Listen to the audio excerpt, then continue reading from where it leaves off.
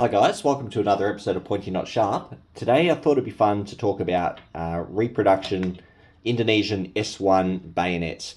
Now, I was over in Indonesia a couple of months ago, and at the time I didn't know what was and what was not a reproduction. There was a million different variations of their S1 bayonet on their online shopping on Tokopedia.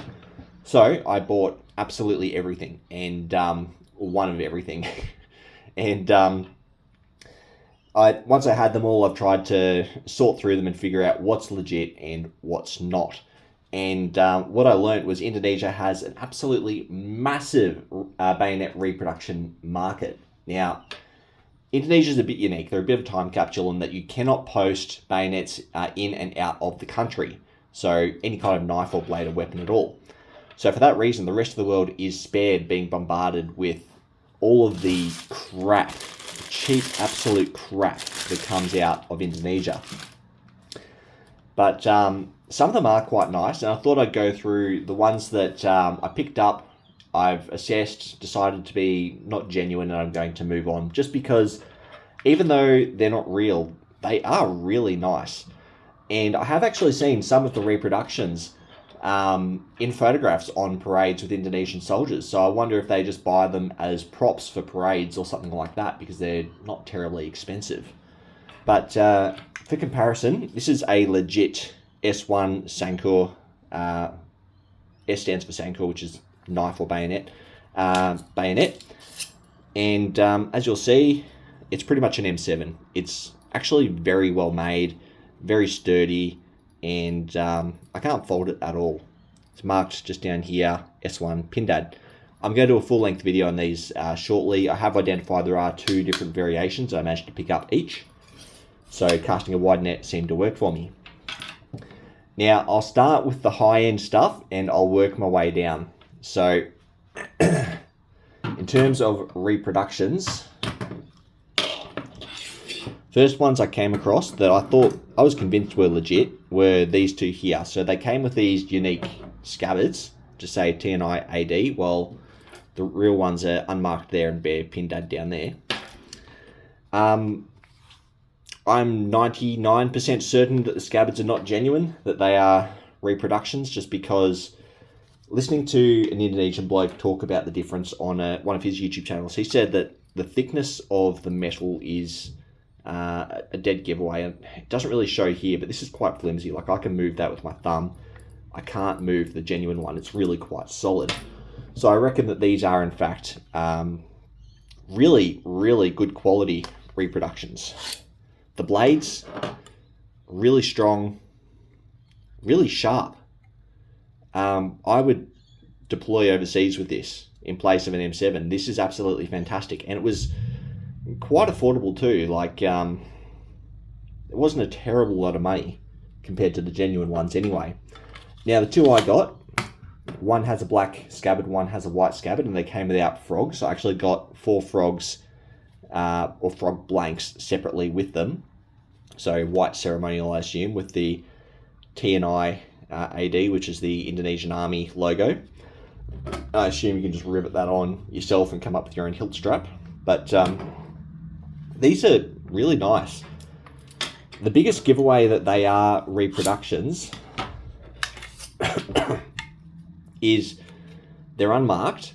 The real ones that have more of a parkerized finish, while these are blued, and the pommels or latch plates, whatever you want to call them, the real one is made of steel, while this one is an aluminium painted black. And other than the slightest difference in weight, you cannot tell the difference. I got a magnet out, and obviously ferrous, non-ferrous, but it's hard to tell with your little levers in there, which are made of steel. So it was a really, really good reproduction. And I've got 2 of them. I'm hesitant to let go of them, but I don't collect reproductions, so I might be letting go of those shortly. So they were the nicest ones. I'll move them to the side.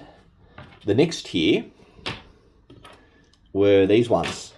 So I call these sort of like a ceremonial version, and I've seen photos of both of these being used by Indonesian soldiers. So while they are reproductions, it might be fair to say that they're parade bayonets for civilian purchase. I don't know, but there are certainly photos of them out there being used.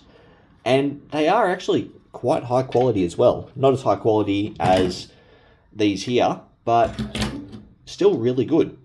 So taking a look at the scabbard, we don't have the Pindad logo.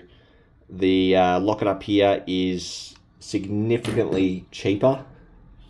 Actually, construction's very similar to that one, but when I get the legit one out, it's significantly cheaper. It's hard to see on the camera, I guess.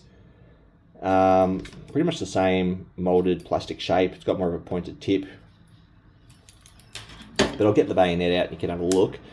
Obviously, we've got our brass crosspiece and latch plate, and then a beautiful blade in the white. Now, it's not the strongest blade, and there are a couple of small gaps down at the bottom, so it's not the best fit, but it doesn't wobble or wiggle, or a slight wobble. But it looks really nice.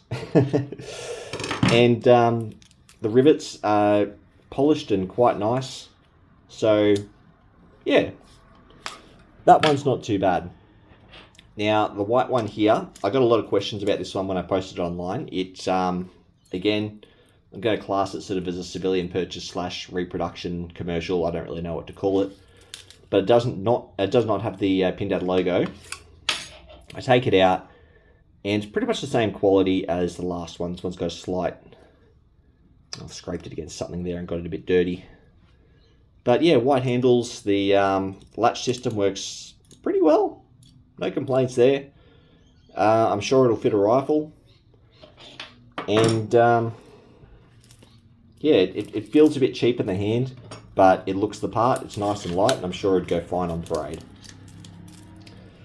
So they're sort of the middle tier of what I'd call the reproductions. So these ones I would use in the field. These ones would break, but they look very pretty on parade. And then finally, last tier were these ones. And I made a mistake when ordering these. I accidentally... I got a bit confused with the currency conversions and everything like that, because it's 10,000 Indonesian rupiah for $1 Australian dollar, and I made a bit of a mistake and I purchased way too many of these. I bought a box by accident.